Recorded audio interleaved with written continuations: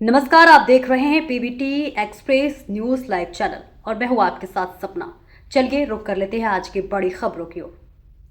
Mahoba police ने फर्जी royalty बनाने वाले गिरोह के 3 शातिर अभियुक्तों को किया गिरफ्तार। पुलिस अधीक्षक महोबा प्रबल प्रताप सिंह के निर्देशन में जनपद महोबा पुलिस की बड़ी कार्रवाई। फर्जी रॉयल्टी गिरोह का भंडाफोड़। फर्जी रॉयल्टी गिरोह के 3 जालसाज अभियुक्तों को गिरफ्तार किया गया है, जिससे अवैध खनन व फर्जी ई ट्रांजिट पास जारी करने का बड़ा खेल उजागर हुआ है। गिरोह द्वारा खनिज विभाग की वेबसाइट से मिलती जुलती फर्जी वेबसाइट बनाकर लंबे समय से अवैध रॉयल्टी तैयार कर सरकारी राजस्व को भारी क्षति पहुंचाई जा रही थी। पकड़े गए अभियुक्तों से 1206 सिक्योरिटी पेपर, 21 जाली प्रिंटेड रॉयल्टी पेपर, 1532 फर्जी रॉयल्टी लैपटॉप, मोबाइल, प्रिंटर व 1,10,000 नगद बरामद किए गए हैं। पुलिस की कार्रवाई से फर्जी रॉयल्टी गिरोह पर नकेल कसी है, जिससे प्रदेश सरकार को हो रही राजस्व क्षति पर प्रभावी रोक लगेगी। उक्त फर्जी रॉयल्टी गिरोह के भंडाफोड़, अभियुक्तों की गिरफ्तारी एवं बरामदगी के संबंध में पुलिस अधीक्षक महोबा प्रबल प्रताप सिंह द्वारा दी गई जानकारी। आपकी जानकारी में लाना चाहूँगा, अभी विगत दिनों में 2 मुकदमे 2 अलग-अलग थानों में कायम हुए हैं। एक मुकदमा थाना कोतवाली में माइनिंग डिपार्टमेंट के अफसरों की तरफ से कायम हुआ था, फर्जी वेबसाइट बनाने का और इसके मिसयूज़ का। इसके अलावा एक केस कृषक संघ के संरक्षक श्री रामकिशोर सिंह के द्वारा कायम कराया गया, जिसमें उनके द्वारा अवगत कराया गया था कि उनके क्रशर से लगभग 10,000 के करीब ओरिजिनल पेपर्स इनके ही कर्मचारी के द्वारा गायब कर दिए गए थे और इनका प्रयोग फेक रॉयल्टी बनाने में किया गया है। इन दोनों केसेस पर जब काम किया गया तो ये एक गैंग की गिरफ्तारी की गई है, जिसमें मेन मुलजिम विजय सैनी, उसके साथ में बिंदा दीन जो कि कर्मचारी है क्रशर का, और विकास रजौरिया, ये 3 मुलजिमान की गिरफ्तारी की गई है। 6 मुलजिमान अभी शेष हैं, जिनकी गिरफ्तारी जल्दी से जल्दी सुनिश्चित की जाएगी। जो इनका मॉडस ऑपरेंडी है वो बड़ा यूनिक है, मैं आपकी जानकारी में लाना चाहूँगा। जो रॉयल्टी पेपर्स ये क्रशर से उठवाते हैं मुनीम के माध्यम से, ये जगह जगह के क्रशर मालिकों के जो मुनीम हैं, इसमें ऐसा प्रतीत होता है कि इन्वॉल्व हैं। आपकी जानकारी में होगा कि 2 तरह के रॉयल्टी पेपर्स होते हैं। एक तो रॉयल्टी पेपर यूज़ किया जाता है खदान से क्रशर तक, और दूसरा क्रशर से लेकर के ट्रांसपोर्टेशन और उसके बाद डेस्टिनेशन का। जो पहला वाला जो क्रशर से तक आता है रॉयल्टी, वो अमूमन यूज नहीं होता है, उसकी जगह कंप्यूटर पे ही जनरेट कर दिया जाता है रवन्ना EMM, और मेन पेपर बचा लिया जाता है। ये कॉन्स्पिरेसी के तहत बचाया जाता है, क्योंकि वही पेपर उसी को मेन रॉयल्टी के रूप में विजय सैनी और उसके गैंग के द्वारा इस्तेमाल किया जा रहा था। ये लोग उस रॉयल्टी पेपर को यूज करते हैं। मेन साइट में जाने के लिए क्रशर ओनर जिनके पास उनका ID और पासवर्ड होता है, वो मोस्टली जो उनके मुनीम के पास होता है, मुनीम के माध्यम से प्राप्त हो जाता है, और वो बड़ा सिंपल भी है। उसको यूज करके ये माइनिंग डिपार्टमेंट की वेबसाइट में घुसते हैं और उसके बाद में ऐसे रवन्ने EMM चेक करते हैं जो जिनका इस्तेमाल सरकारी कार्य के लिए नहीं हुआ है, और उनको सॉर्ट आउट करते हैं और सॉर्ट आउट करके उनकी क्लबिंग करते हैं।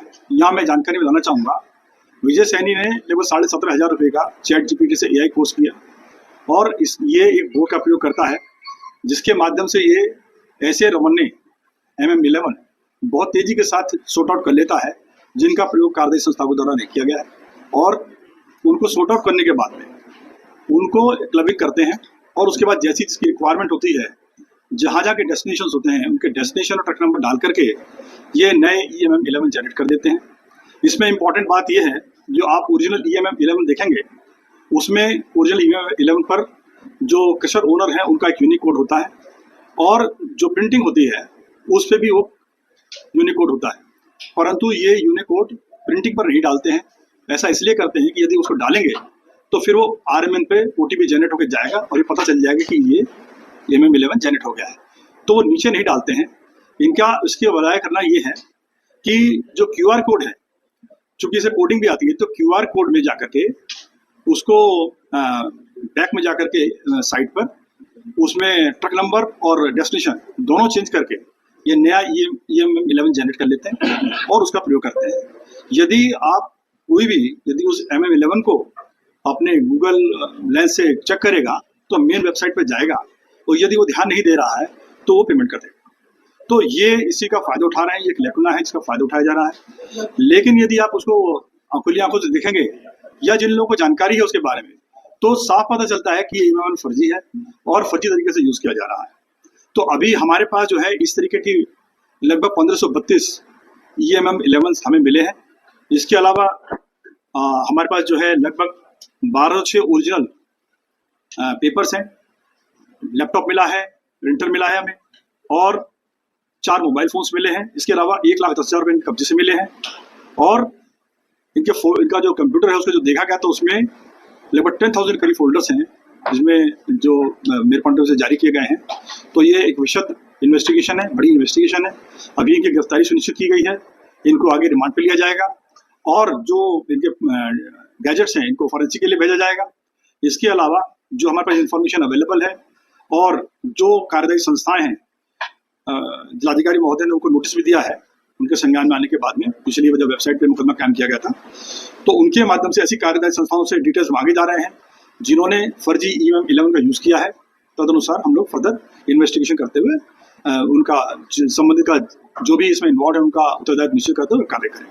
सर, ये कहाँ के रहने वाले हैं लोग, कहाँ कितने दिनों से इस कार्य को भी अंजाम दे रहे हैं? देखिए, एक और चीज जानकारी बनाना चाहूंगा, ये फर्जी वेबसाइट भी तैयार की गई है, ये भी विजय सैनी ने ही तैयार की है। जो पहले वाला जो ईएमएम 11 है उसकी जो खरीद है वो यदि वो मुंशी से खरीदता है तो अधिकतम 40 से 100 रुपये में खरीद लेता है, और उस पर इसको 200 से 500 रुपये मिलते थे डेस्टिनेशन के हिसाब से, और इसके बाद में जो ईएमएम 11 तैयार कर लेता है तो 1500 रुपये तक में बेचता है। लेकिन अभी वो इसमें ये जो मेन मुलजिम है इसका प्रयास ये था कि पूरे के पूरे सिस्टम को हैक कर दिया जाए ताकि ट्रांसपोर्ट स्टेशन को भी हैक कर दिया जाए। तो इसने एक फर्जी वेबसाइट भी तैयार की थी, उसका जिक्र आपकी इसमें दिया जा गया है। इसमें जो दोनों वेबसाइट है उसमें डिफरेंस है थोड़ा सा। जो वेबसाइट है उसमें डिफरेंस ये है कि जो मेन वेबसाइट है उसमें डॉट लिखे हुए हैं, ये वेबसाइट है upmines.updsc.government.in, और जो वेबसाइट इसने तैयार करी है वो है upmines/upsdc.gov.in। तो इसमें बड़ी खूबसूरती के साथ में यदि वो रवन्ना तैयार किया हुआ है, यदि आप उसके गूगल लेंस से सर्च करेंगे तो वो इस फेक वेबसाइट पे लेके जाएगा। अब चूंकि फेक वेबसाइट पे लेके जाता है तो ये ट्रांसपोर्टेशन में भी जा रहा है और आप उसे मोबाइल से सर्च कर रहे हैं, चूंकि यूआरएल पूरा नहीं आ रहा है तो आप उसे थ्रू कर देंगे। तो इस प्रकार से पूरे सिस्टम को हैक करने का इसने प्रयास किया था। इसका भी इसने इस्तेमाल किया है, लेकिन बहुतायत से इस्तेमाल नहीं कर पाया है, जैसा जानकारी में आया। इसको भी हम लोग आगे फर्दर डेवलप कर रहे हैं कि इसके द्वारा कितने लोगों ने इसको इस्तेमाल किया है। इसमें एक बड़ी इंपॉर्टेंट बात ये भी है कि किसी भी ट्रक की फोटोग्राफ खींच करके ये उस पर डाल देते हैं, और आप देखेंगे जो एनआर की गाड़ियाँ यूज करने वाले लोग हैं वो उन पर मिट्टी लगा करके या फोल्ड करके या तोड़ करके उनको इस्तेमाल करते हैं।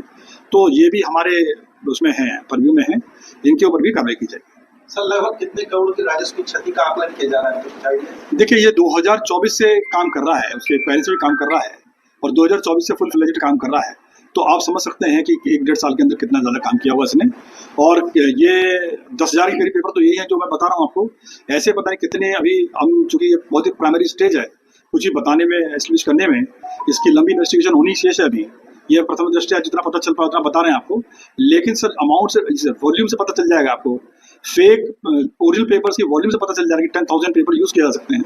इससे आप अंदाजा लगा सकते हैं इंटू 8,000 प्लस एक रॉयल्टी होती है, तो आप इससे अंदाजा लगा सकते हैं कि ये क्रोर्स एंड क्रोर्स का मैटर है जिसमें बहुत सारी रॉयल्टी। सर, ये लोग तो मान लीजिए काम कर रहे थे, लेकिन पूरा इनका एक आईटी सेक्टर होगा, तो ऐसे लोगों पर कितनी कार्रवाई की जा रही है, क्या ऐसी जांच की जा रही है? देखिए, मैंने अभी आपको बताया, जो मेन मुलजिम है इसने एआई कोर्स किया है। एआई कोर्स करने का इसको फायदा ये हुआ है कि ये बहुत तेजी के साथ ऐसे ट्रक्स को सॉर्ट आउट कर सकता है, ऐसे रवन्यों को सॉर्ट आउट कर सकता है जो कार्यदायी संस्थाओं के नहीं है, और उनकी क्लबिंग कर लेता है। ये 5-7-10 मिनट में कर लेता है। उसके बाद ये इमेज मतलब कितने भी जनरेट कर सकता है। ठीक है, तो ये टेक्निकल एक्सपर्ट है। इसी प्रकार से अन्य टेक्निकल एक्सपर्ट भी होंगे जिनके ऊपर हम लोग काम कर रहे हैं। कुछ लोगों के नाम में पता चले, 6 इन्हीं के भी मुलजिम हैं जो इसी मैटर में वांछित हैं, जिनकी जल्द से जल्द गिरफ्तारी सुनिश्चित की जाएगी। तो इस प्रकार से ये रैकेट एक पकड़ा गया है। ऐसे और भी रैकेट्स काम कर रहे हैं जिन पे हम लोग प्रयास करेंगे जल्दी से जल्दी गिरफ्तारी करें। विभाग के कुछ कर्मचारी अधिकारी हैं? नहीं, देखिए ऐसा है, मैं आपको फिर बता रहा हूँ, it is very primary stage of the investigation.